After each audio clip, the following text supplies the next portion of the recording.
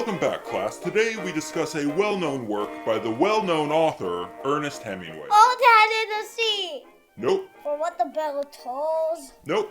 Renewable feast. Nope. Farewell arms. No, but interesting title. I think you got all those names wrong. Boo. Today we discuss The Sun Also Rises, Hemingway's 1926 classic, a defining novel of the quote-unquote lost generation. What do you mean, lost generation? The lost generation is a phrase, or rather term, that was coined to describe... I'll take this one, dear friend, and hello. Ernest Hemingway, welcome. I didn't expect you'd make it. I traveled a long road and had a bad time, but you're a good man, so I persevered. Okay, great. So can you explain the lost generation? Ah, yes, it simply refers to young adults, as I once was, who came of age during World War I. That's it? Well, there's more to it, beneath the surface. Indeed, perhaps we'll get to that later. Continuing on. Well, now, let's see. Where were we? Discussing my first novel, of course. Yes, exactly. Anyway, the novel. The Sun Also Rises. Yes, The Sun Also Rises. It's a pretty good title, right? Sure, it's not bad. It's great, actually. Ecclesiastes. Alright, either way.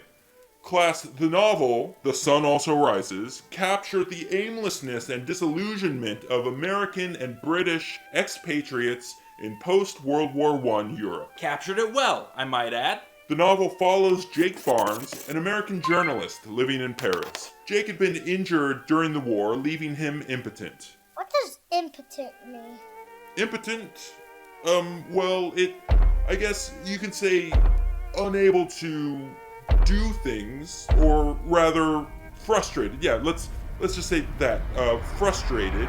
He was, frustrated at his... Can we move on from this subject, please? Okay, never mind. Jake is in love with a British woman, Lady Brett Ashley. You'd love her. Beautiful, free-spirited, just your type. Okay. Oh, hello, darling. Hey. Ah, kids.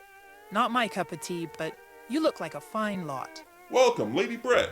So, as I was saying, Jake loves her, but the injury we spoke of makes it hard, or rather impossible, for Jake and Brett to be together. Oh, come on! Bummer. Brett, however, though deeply fond of Jake, is unable to commit to a life with Jake because of his injury. No offense, chap. And that leads to a cycle of longing and frustration. Indeed, Jake and his group of friends, including Brett, decide to travel from Paris to Spain for the fiesta, the big celebration in Pamplona.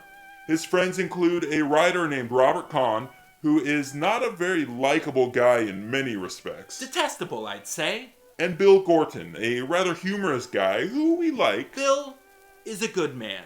When in Pamplona, they participate in the fiesta, which is the big celebration and features the famous running of the bulls and bullfighting. I don't like fights. Listen, kid, bullfighting is a sport, but it's more than sport. It's an art form, one that exemplifies ideals of manhood, what we all aspire to. Really, all of us? Okay, continuing on, during this time, conflicts arise within the group. For one, Lady Brett becomes involved with a younger, charismatic bullfighter. Pedro Romero. This heightens the tension because Lady Brett's fiance, Mike Campbell, did I mention she has a fiance?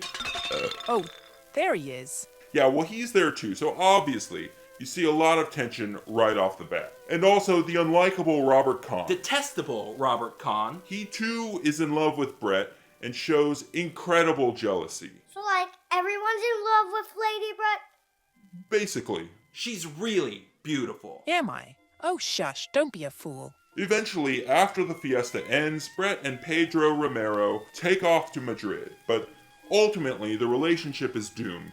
Brett leaves Romero, realizing she cannot be with someone so young and idealistic. He was just a boy, really. In the novel's final scene, Lady Brett, now reunited with Jake in Madrid, reflects on what could have been between Brett and Jake. We really could have had such a time. Isn't it pretty to think so? And as such, the novel ends, much as it started, with Jake and Lady Brett Ashley, the only two that really matter. It's romantic, but also It's tragic. The ending underscores the novel's theme of unattainable dreams and the disillusionment of the post-war generation. As one of Hemingway's greatest works, I'm sorry, what did you just say? One of my greatest works? yes, this is one of your greatest works. No, they're all my greatest works. All of them. Okay, sure. The Sun Also Rises remains a powerful depiction of post-war disillusionment and is widely studied in literature courses. Say, are you about wrapped up yet? Are you thirsty? Let's get a drink somewhere. There's a great place down the street. They have a really fruity drink. Delicious. Tastes just like Pepto-Bismol.